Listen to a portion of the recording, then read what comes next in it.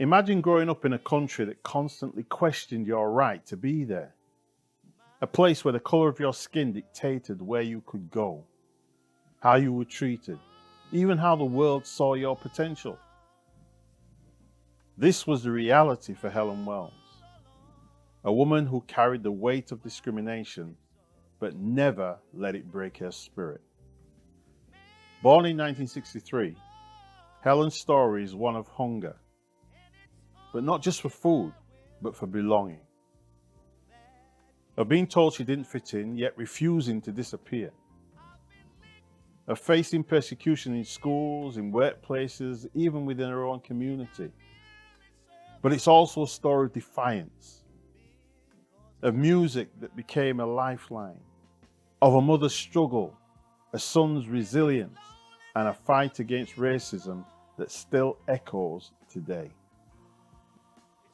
From the harsh streets of 1970s Britain to the quiet battles of institutional racism, Helen's journey is one of survival, of strength, and unshakable hope. This is her truth.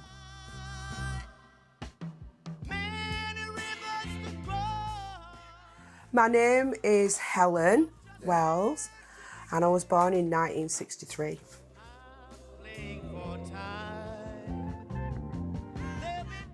My early childhood, feeling hungry and not knowing where I was in Britain. Like, I'd get told, go back to where you come from, you don't belong over here. I was told that at school, I was told that by everybody. So what was reinforced in my head was, where do I really belong? If I don't belong here in Britain, where I grew up, where I was born, where do I belong? And a lot of the times it was always about where my mum and dad came from. It was never about, were you born here? It was always about, well, what's your mum and dad's origin? Where did they come from? But I'm British. I'm British born. It caused me a lot of pain in my early years, like we weren't allowed to go in certain pubs, weren't allowed to go in certain clubs. I believe, and I still believe, that being black, right, is a disability, right, because it stops you from going certain places, and it's invisible. These disabilities, they're invisible, because even now, I'm doing research for my thing around dementia, and I can't get the people because of the colour of my skin. That is a barrier in my research that I'm doing now. So have things changed a lot? Has a lot changed? I think it's only changing the way that it's gone underground. It's underground, right, because I'm doing a PhD, and when I say to people I'm doing a PhD, they are shocked. They'll go, you doing a PhD? Yeah, why? But if I said to somebody, I'm a cleaner, they'd turn around and go, yeah. Because that is what I got told at school by a teacher. Wellesley, all you'll ever do in life is scrub other people's floors. You'll never, ever, ever do anything with your life. Well, you know what? I've done more than he's done with this. I've done loads with my life. Has it been a painful journey? Yeah, it's been really, really, really painful because of what I saw my mum go through, not just with my dad, but on the outside, where she got called because of the colour of her skin. She couldn't take her kids anywhere. A lot of the times we had to stand up on the bus. And people don't realise these things. And still in the 70s, they still had signs up saying no blacks, no dogs, no Irish. What, in 1978, they still had signs up like that.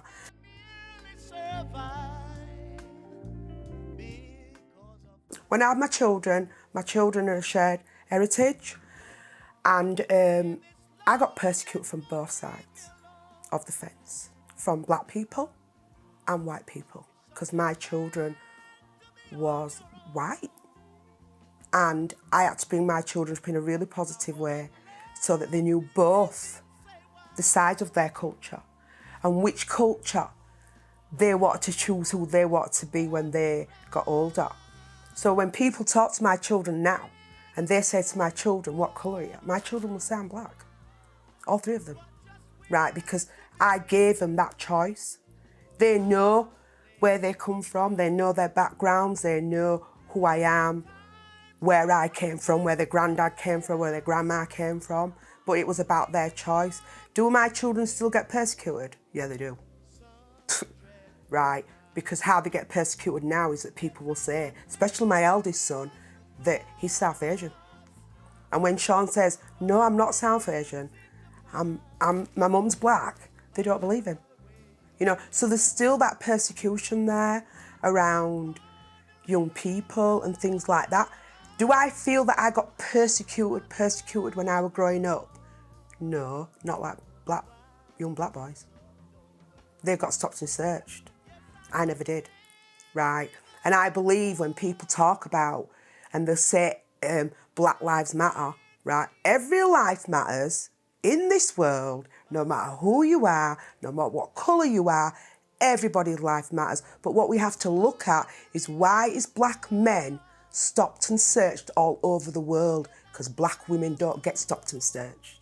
And this is where I think people are getting things mixed up, because they're not actually looking at what the event is about. They're looking at the outside of the event. So when people look outside the event, what will ever get done? Because we will always be talking. I've been hearing this since I was born, about racism, about what can we do about it, about where can we go with it. Well, it's still the same now, because there is so many voices out there that are solemnly heard. Not hard to reach, solemnly heard. Because when you say a person's hard to reach, what you're saying is they don't want your support, or they don't want your help as a community. No, the voices are solemnly heard because you haven't found the right way to talk to a community. And that is why their voice is solemnly heard. You cannot send in a man with a suit on to go talk to young boys, whether they're black or white or pink. You can't do that. You have to send somebody there with a pair of jeans that are down on their level to find out what's going on, right? So you've got to be careful when you send certain people in to do certain research with certain communities, because you're not going to get anything out of them.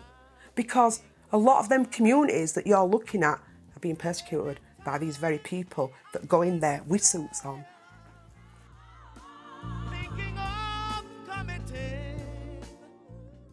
My mum and my dad came to this country in 60.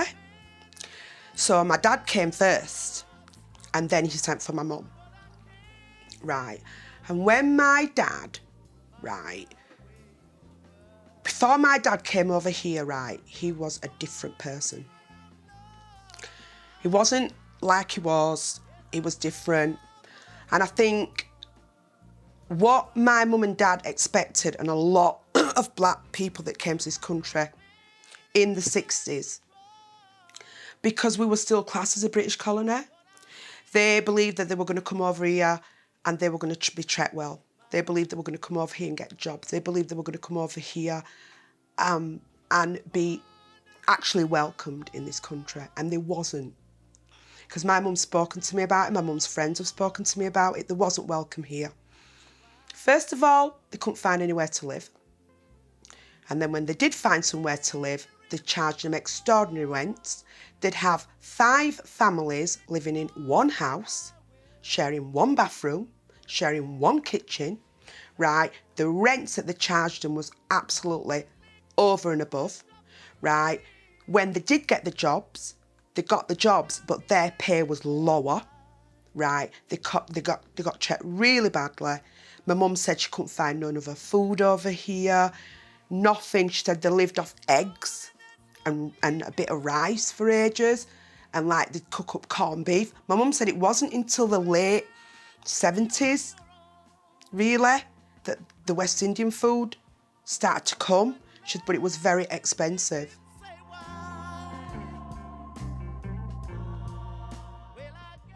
Oh, don't. My dad went, I said, Dad, when you first came over here, what were it like? He said, babes, if I could have gone back on the boat, I'd have gone back. He said, when we wanted to go back, we couldn't because we didn't have the money. Right, so I said to my dad, I said, Dad, but my brother was over there. and my mum had children over there of her own. She had 3 children over there of her own. I said, and they never came over here. And she said, because a lot of black families thought they could come over here, make some money and send for the children, but they never, ever, ever had the money to send for their children. So that is why you still got a lot of children in different parts of the Caribbean without their parents that stopped with their grandparents because they thought their life would be better over here, right? But what my mum and dad told me was there was a lot of depression within the communities. There was a lot of mental health. And my mum said also because black men were very disempowered when they came to this country, think about it, they were in their country, right? Things might not have been good. They might not have had a lot of food over there, but boy, they had the sunshine and they had the freedom. And when they came over here, they didn't have the freedom. Black men was persecuted. And I think that is why there became a lot of domestic violence within families and things like that, because they didn't know how to handle what they were feeling inside, so they took it out on the wives, right? And then what you've got to think about, because a lot of people say, well, how comes a lot of Irish women had kids to black men? Because Irish people was persecuted too. And we lived in the same places, so we became one, right? And the only pub that my mum, my dad, or my mum could go in when they first came to this country was the Old Hat. And that was the only place that Irish and black people could go, was the Old Hat. And they wasn't allowed to go anywhere else. And then my mum said what they started doing, they started having like fashion shows in church and having she said the blues came from them having parties in the houses because that was the only way they could listen to their music or be together as one. And my mum said that church played a massive part in their lives when they came to this country. And a lot of black women that I've spoken to, because I've done some research with black women, said that if they didn't have the church, they wouldn't have had nothing. So they were like their saviour, right? And like,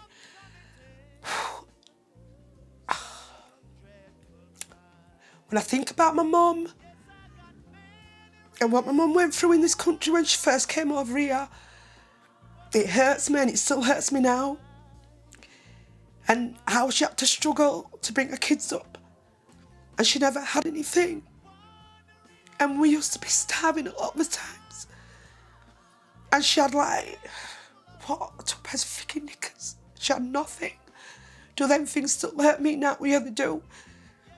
Because they hurt me because my mum has taught me how to be in my life as a woman.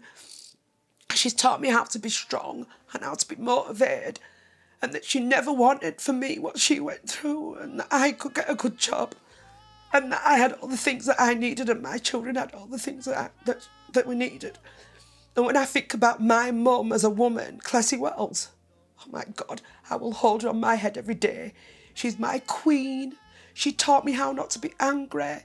She taught me how to leave all them things behind and not be angry at people of what they've said or what they've done.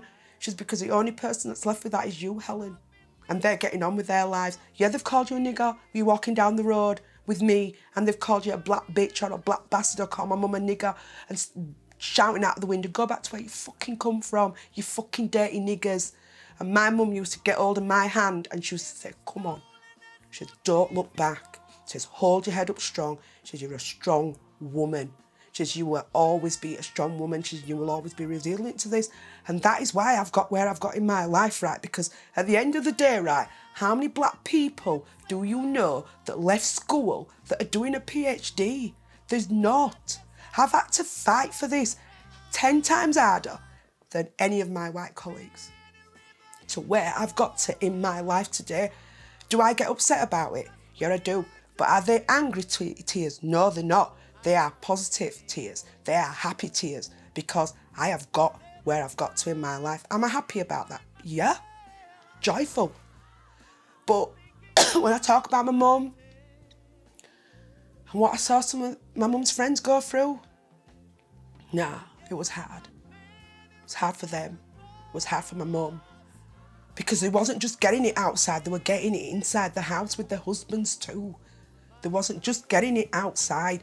And when I talk to any black person, man, woman of my age, they all say the same things. Oh my God, Helen, back in them days, Jesus Christ, how did we survive that? And what people fail to forget and know, we are the first generation of black people that was born in this country. Right? And we are the ones that got persecuted, but we are the ones that have to stop it for our generation, our children, our grandchildren, to make them understand that if they want something in this world, they can get it just like anybody else can get it. Right? And they don't have to be persecuted to get it. And that's what I've said to all my children and all the young people that I meet, all the young people that I work with. But yeah, it does upset me, it does.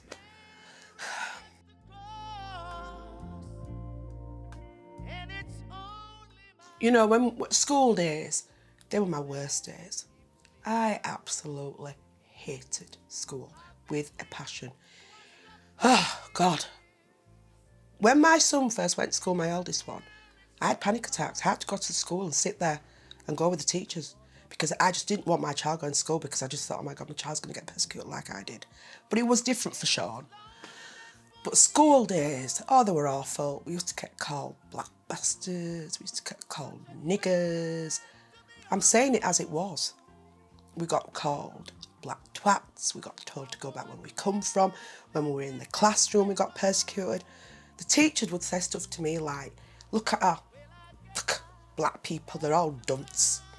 And send me to the back of the classroom. Right? But I couldn't read or write. But when it's all come out now, when I went back to uni, I've got dyslexia and dyspraxia. Really bad. Really bad. And they said to me, they didn't even know I was going to get my degree, but I got it. But they used to say, get back at class. And well, another thing they used to do and all, they used to try and force me to read when I couldn't, in front of everybody. And they used to call me dunce and say that I was stupid. It was awful. And then, right, so one day I was at school. This girl called me a black bastard, so I kicked her. So the teacher comes to me now, wanting to cane me because I kicked her. And when I said to the teacher, but I kicked her because she called me a black bastard, you know what he turned around and said to me? He said, well, you should be used to that. And there is a lot of black children with the same stories, but they just don't tell them.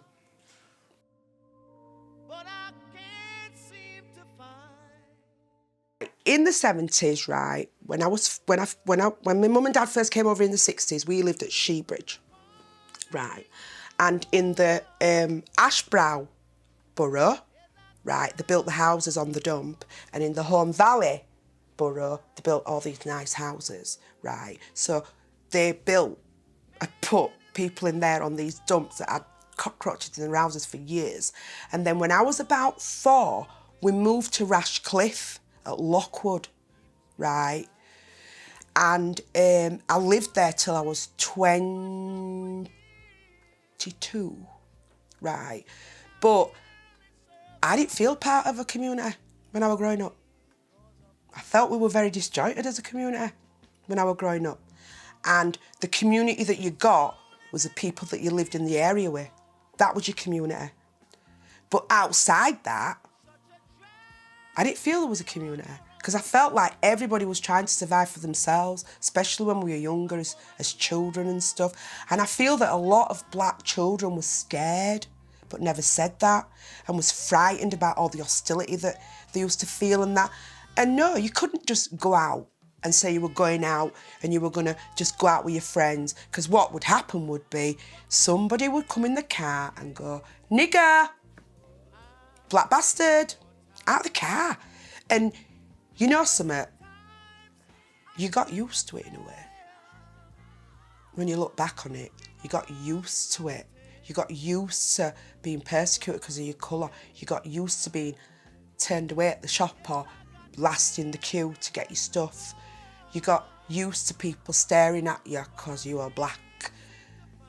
Right? You got used to the fact that when you went out with your friends or out like that, or you was with your English friends or out, they'd get it and all. What are you doing with them? So in a way you got used to it, but we shouldn't have had to get used to that. And I think because of the way things were going at that time, and there was nothing backing black people up, then people got away with it. So sometimes you say you're not bothered, but you are, but you know you can't do naught about it. So you just have to get on with it, don't you? When you get spit on. My mum's been spit on. So did we have a community as a community? No, not really.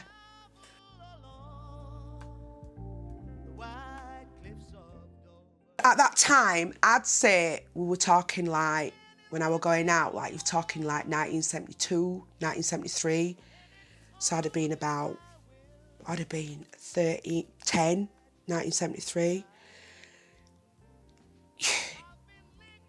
When you think about it, when I think about it now, I wasn't with a lot of black people.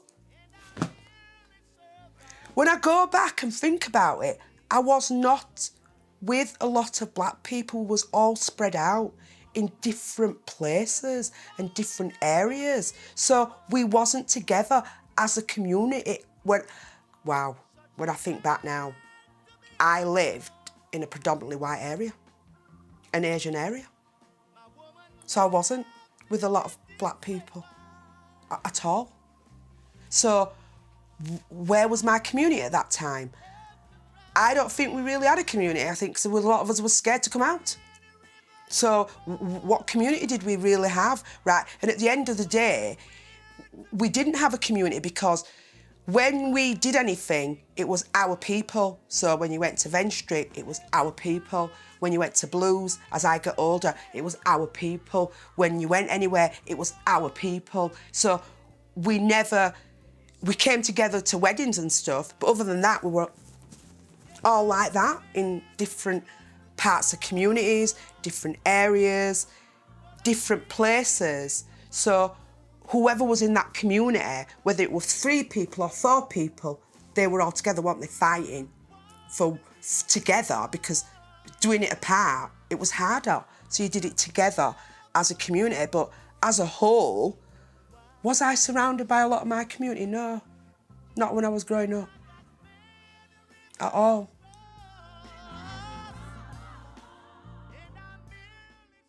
Huddersfield, and like from when I was little, my mum's always had music on. So like on a Sunday, from when I was tiny, she'd put the record player on and we'd listen to Sparrow, and we'd do the 2-step and the 1-step, right? And then Vent Street came along and blues came along. And I think back in the 70s and the 80s, right, it helped us a lot.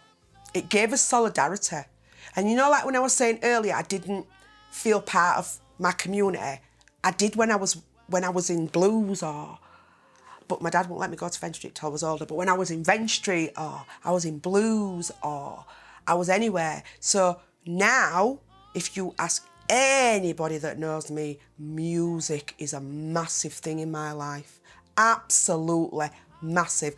When it comes to reggae, oh please don't. I'm on that dance floor all night. I will dance on my own all night because it makes me feel good inside. And I think at the time, you know, when we were going through so much as a community, I think music helped us.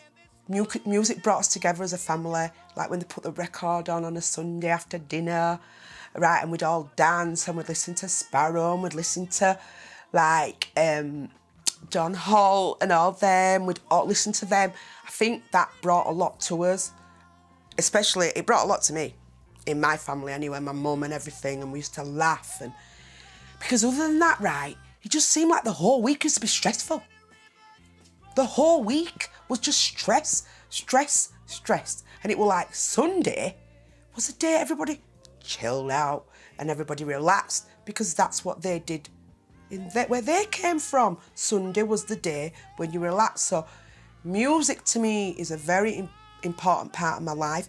I think when Rastafarian came out, like in the early 70s, I think that helped a lot of young black boys to be grounded in what was really going on. And like Bob Marley's music, people do not realise how important Bob Marley's music is. And if you actually listen to his music and what he's actually saying about Buffalo Soldiers, They were in the war. About what you're saying about Three Little Birds, No Woman, No Cry.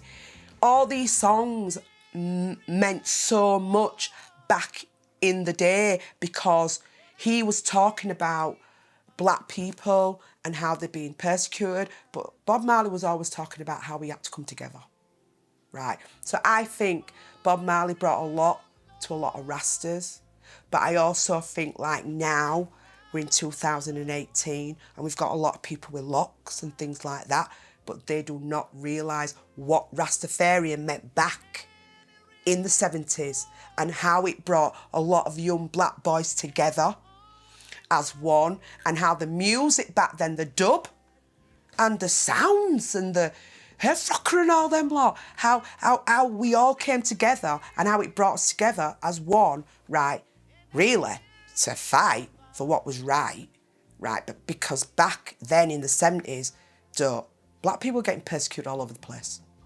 All over the place.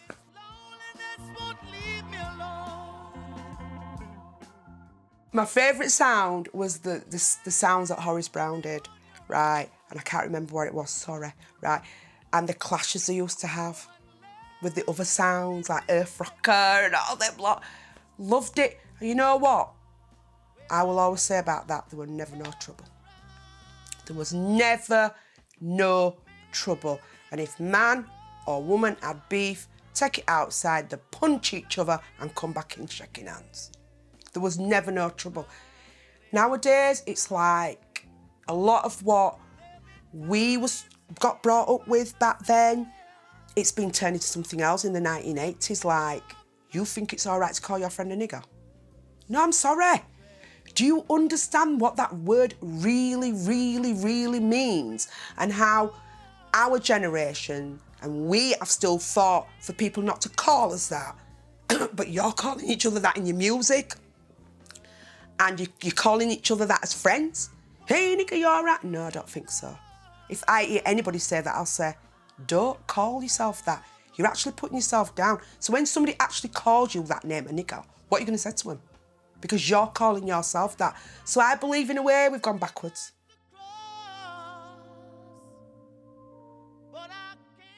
So it's like when people talk about the word, like reclaiming the word nigger, what is there to reclaim in that? There is nothing to reclaim in that because we got persecuted through that name. You forgetting that your ancestors died. Your ancestors got persecuted. They were in slavery. They did experiments on them. They gave them syphilis. They gave them coke to see if they'd work faster. That's where the words come from. Work like a little nigger. So what is there to reclaim about that here? If you want to reclaim something, reclaim yourself. Reclaim what you've got in here. Reclaim where you came from and stand up as a black person and be counted. But what is going on about reclaiming the word nigger? What's to reclaim in that? Nothing. Right, so what you're saying is that you want to reclaim that word to make yourself feel powerful. In what way? So until you can tell me how you're going to reclaim that word nigger and make it right for me to understand it and say, oh yeah, I agree with that, then fair enough. But until that time comes, there is nothing to reclaim in that word nigger.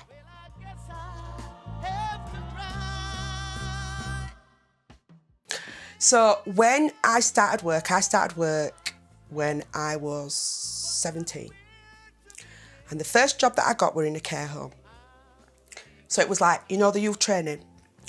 And they said to me, so it was 1979, they said to me, the only job that we can give you is a cleaner because you can't read.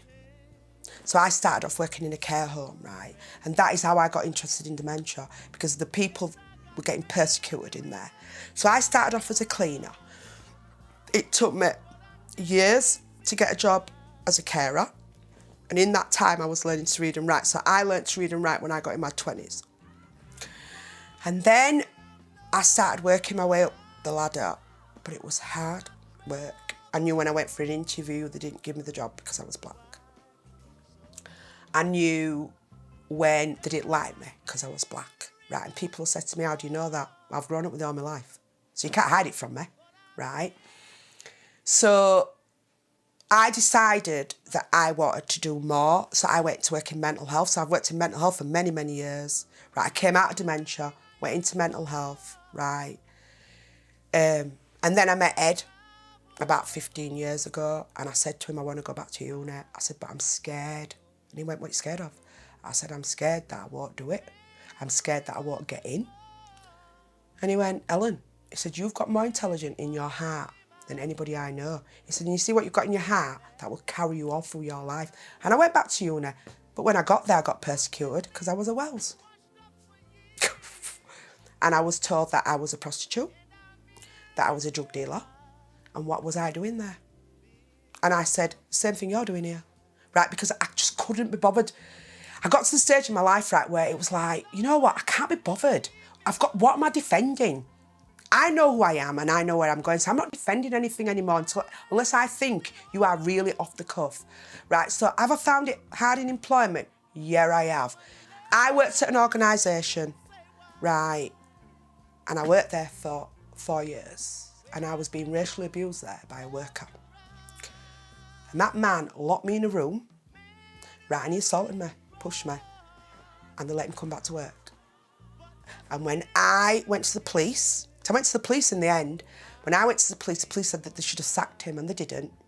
That man took a grievance out against me and they upheld it. And when I went in, they turned round and I said, why am I here? Because I haven't done anything to him, right? And they were saying, because you were being bullying him. Yeah, but he assaulted me. So when the crunch came, I left my job in the end because it were making me poorly. So I left my job, right? But at the end of the day, the bottom line of it, right, was they didn't believe me. One, because I was black. And the other is because I am honest, right? And when you get a black person that is honest, they don't look at that black person as being honest. They look at that black person as being a troublemaker. They look at that black person as being a big mouth. And they look at that black person as being aggressive. And that is how I was looked at work. And I was never aggressive with him, but I told him about himself. And I told him that he could never bully me, right, because I was too big and too better for that. And he didn't like it, so he pushed me. Right, so at the end of the day, I went through this in 2016. And I left my job and I thought, what am I going to do now? And then the doctorate came up and I applied for it and I got it. Right, but I went through that one in 2016. That I was persecuted at work because of the colour of my skin. And I still get it now. Like, I'll ring somebody, hi, you all right, blah, blah, blah. Yeah. Can I come to see you about something? Yeah, I walk in there. Huh? Helen Wells? Yeah, Helen Wells. Huh? And you know what they're thinking? And I know what they're thinking. She ain't got a black name.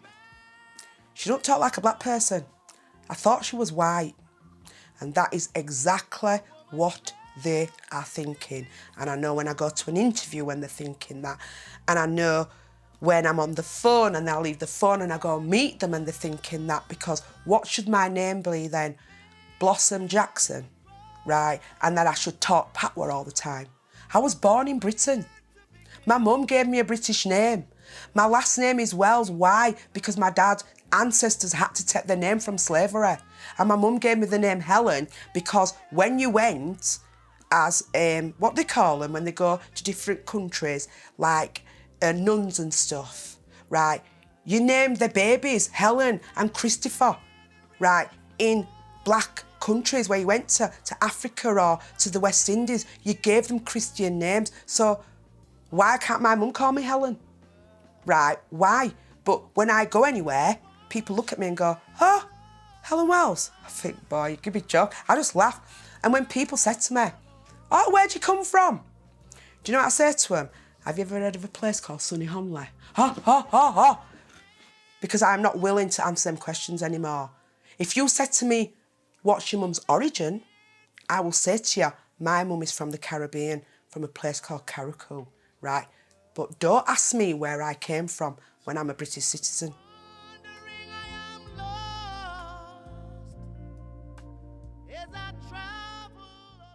I believe that I've made my home way in Huddersfield, for me, myself, right? Because when I first came to live in Honley, and I tell any black person I lived in, why are you going to live in the bush? There's no black people up there. It doesn't really matter, right? I came to live up here because I like it, right? And it's a beautiful place to live. But what do I think of Huddersfield and the black community? They need to get off their bums and they need to do something together. It should be about one voice, not I'm Jamaican, I'm African, I'm Grenadian, I'm from St. Lucia, I'm from Trinidad. Because at the end of the day, when you're walking down the road and somebody wants to persecute you because of your colour, or you go for a job because of your colour, they're not asking you which nation you come from because they're not going to give you any easier.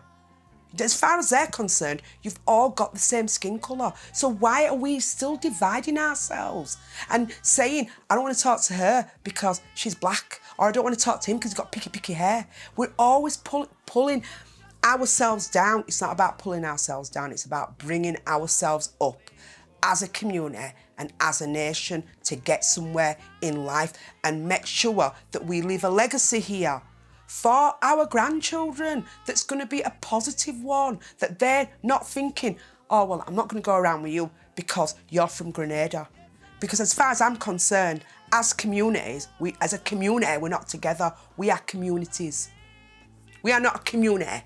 We are communities because we're all pocketed all over the place, right? And at the end of the day, when we do something like have a conference or have a do or anything, there's always a main, like, it's for Jamaicans or it's for Grenadians or it's for Trinidadians. No, it's not. We're all one people. So why are you doing that? Because you're still dividing us. And that is why I believe we don't come together to things. Things don't work out because we're all still divided. We need to be one voice, right? So that we can come together and make our communities a better place to live in. Because right about now, I don't feel part of a community. You know, like my black community, which I should feel, I don't feel that because we're not one. We're divided. And until we come as one, we're never going to be one.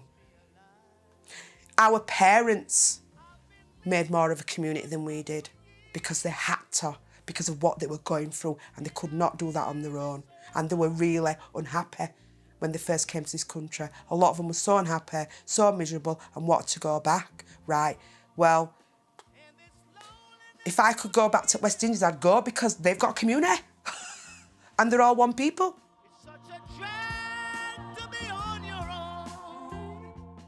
Yes, there's been a lot of black men that's been persecuted. They have, and that's the truth, right? A lot. But I'm also saying I understand that because I cannot dismiss that. Because if I dismiss that, that'd be really, really wrong. Because it's part of something that's happened as I was growing up. But I also know that, yeah, I could have sat down and I could have said, I've been persecuted all my life. I can't do naught about it. I can't stand up because I've been persecuted all my life. No, I have to stand up, even though I've been persecuted, because as women, we've still been persecuted, but I've had to stand up. Why have I had to stand up? Because nobody else is going to stand up for me, right? So if I stand up and I'm empowered, I'm going to get you to stand up because you're going to get empowered, and that is the only way we're going to stand up. It takes an empowered person to empower another, right? But I cannot dismiss the fact that we have been persecuted, especially black men. They have. And if I was to miss that out, I'd be wrong. But I can also say with the same breath, right, that through that persecution, you've got to learn something and you've got to stand up. Even if you stand up as one person, you'd be surprised how many other people will stand up with you because you have empowered yourself by talking to somebody else, and you're going to go on empowering the next person, the next person, and we're going to all stand up together.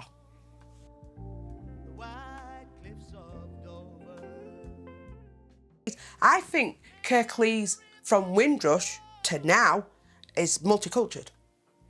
Kirklees is a very multicultural area, but you wouldn't think so because there's still persecution. So you wouldn't think that Kirklees was so multicultural, right? Because people are still getting persecuted every day in Kirklees, and it's not just us. There's other communities that are getting persecuted in Kirklees, right? What I believe is that as black, as a community, and our mum and dad's coming here in the 60s, they paved the way for other nationalities to come here that didn't get as persecuted as they did, right? But there's still persecution going on now within Kirklees. As Kirklees as a whole, do they need to look at that? Yeah, they do. And they need to look at what is really going on within Kirklees as a whole, like what's happened to Carnival? What's happened to Diwali? What's happened to, because the South Asians had their thing on a Sunday. What's happened to all that? What's happened? What's happening to diversity within Kirklees, right? What's happening to all that? Because at the end of the day, Kirklees, right, is one of the most diverse places, towns that I know, right? So why are they taking all these things away? Because if you want people to understand other cultures and other people, then you have to come together as Kirklees and be part of that. So if they did set Carnival up again, get a committee where it's not just black people on there, there's Asian people on there, there's white people on there, there's kids on there, there's old people on there, there's young people, right? Get something like that, a committee like that, and we'd be surprised how far we would go, right? Because at the end of the day, it wouldn't just be, the Carnival would not just be about black people. Diwali would not just be about South Asian people, or other things that we do would not just be about that community. It would be about all of us, because Kirklees is diverse, and that is something that is missing, that when they talk about Carnival and they talk about other things, they pocket it, and they shouldn't. And that way, then, we're not just fighting, everybody else is fighting, and then when somebody else needs something in the community, we're going to fight for them, because we're all fighting together. So Kirklees as a whole, counsellors, committees, they all need to look at what is actually going on in Kirklees, right? And why is it that a black person is going to be the MP of Fartown? And why is it an Asian person is going to be the MP of Dewsbury? And why is it that a white person is going to run Corn Valley? Why? When MPs can go all over the place now and run for different boroughs. Why is that? Right, because people stick to what they know instead of coming out and saying, here, I'm going to be the first one and I'm going to run for councillor in the Home Valley and I'm going to win it, right? And then I'm going to go around and say to people, come on, let's get together as a community, black, white, indifferent, and let's do something within our community. And that is the only way things are going to work.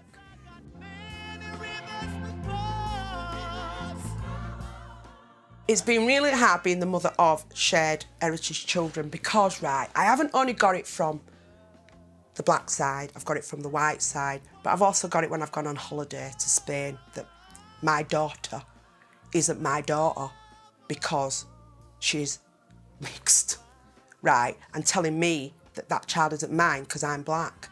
When my grandson was born, Lucas, who's there, he's 8 now, right? And Lucas is white because his mum's mixed and his dad's white, right? And he was in special care. So when I used to go up to see him, they used to say to me, and who are you? I'm Lucas's grandma. Oh, really? Why didn't you ask me? Why didn't you ask me instead of looking at me and thinking, well, she's black and he's white? Ask me why. Because when I had my first son, Sean, the doctor came over and said to me, are you all right, Helen? Yeah, why? Well, your baby's white. Yeah, I know he is. Yeah, but are you all right about that? Well, yeah. Why shouldn't I be? His dad's white. Oh, is that why your baby's white? Because at the end of the day, what you've got to look at is that it was black men that had shared heritage children. It wasn't black women that had shared heritage children. So even now, when I go anywhere with my children, people will say, who's that? They'll go, it's my mum. Oh, she's black. They don't say it, but that's what they want to say. Oh, she's black. Because people have this thing that it's only black men that have shared dual heritage children, but it isn't, right? And it's becoming more and more popular now, right? But I used to get it from black men a lot. What are you doing with a white man? Them white men are taking away our beautiful black women, and look at you with a white man. And I got it more from the black community than I did from the white. And even now, I am 55 years old. My partner, Ed, is white. I've been with Ed many, many years. He's a beautiful person, and I still get it from black men. What are you doing with a white man? I didn't know there was colour in love. I thought people just liked each other. So it's still going on, right? Have I fought for the right of my children? I fight for the rights of my children every day and my grandchildren.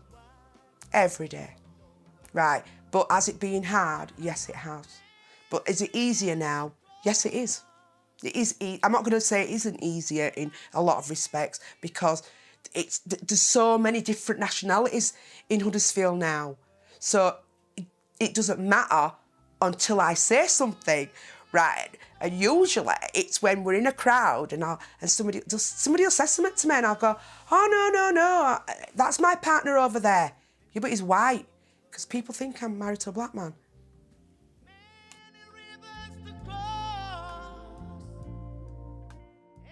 So my husband was in the revolution in town about 10 years ago, and he was with his friends, but they brought somebody else, right? So they were all white, and he turned around and goes, there's a lot of niggers in here. And Ed went, what did you say? He said, my wife's black. But he repeated it. He went, niggers again. He went, my wife's black. It's my children are black. He said, my family's black. He said, you can't say that. And the guy turned around and went, nigger. So Ed knocked him out. And Ed turned around and said, you'll never be using that word again. He said, you think because I am white that you can use words like that around me? He said, well, you can. And I think back in the 80s, the 70s, 80s, early 90s, there were still people out on road in pubs saying, oh, look, niggers are in here. Right, you can't. And do I believe racism's gone away? Do I, El? I believe it's gone underneath. It's undercover now, which is worse when it's undercover.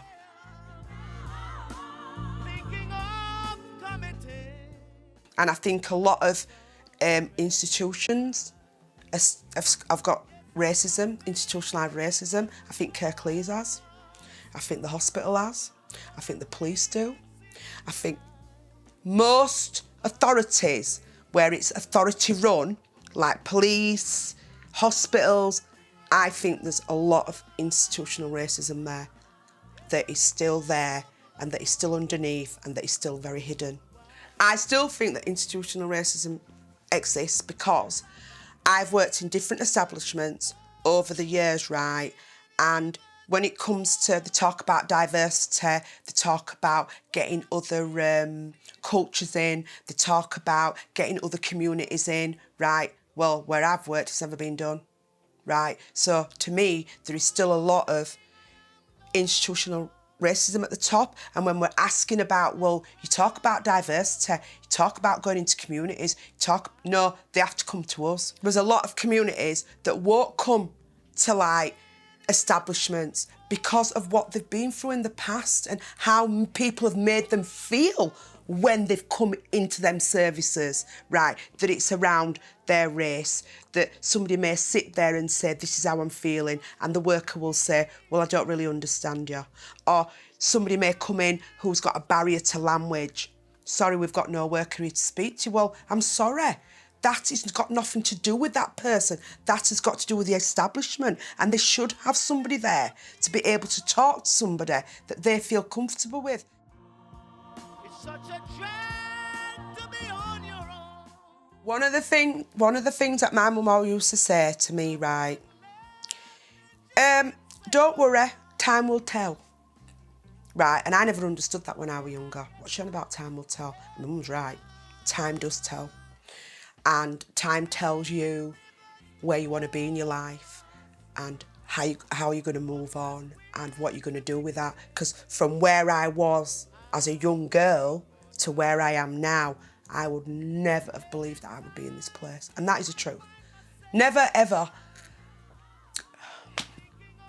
Never believed that I would have the courage and the strength and get rid of all that pain and that hurt and that anger to be able to sit here and say that pain I went through from born to now has brought me round to a beautiful place where I'm with beautiful people and I've got beautiful people in my life and I'm doing good things and I'm loving life.